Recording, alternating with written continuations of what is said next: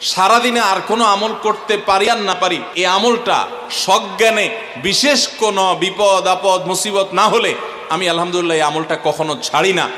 আজকেও শুরুতেও আমলটা আমি করে নিয়েছি। এই আমলটা আমরা অনেকে জীবনে আজকে প্রথম শুনেছি, অনেকে হয়তো আগে থেকে জানি।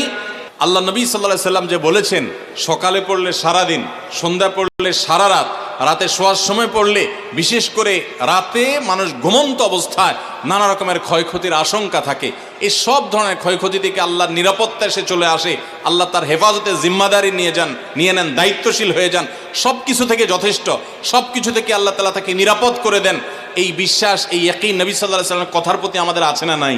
কোরআনে কারীমের এই শেষের 3টা সূরা এমন 3টা সূরা যে আমাদের প্রিয় নবী সাল্লাল্লাহু আলাইহি সাল্লাম সারাদিনে সবচাইতে বেশি সংখ্যক বার যেই সূরাগুলোকে ওয়াজিফা হিসাবে, আমল হিসাবে পড়ার নির্দেশ দিয়েছেন কোরআনে কারীমের, সেই সূরাগুলো হলো এই 3টা সূরা।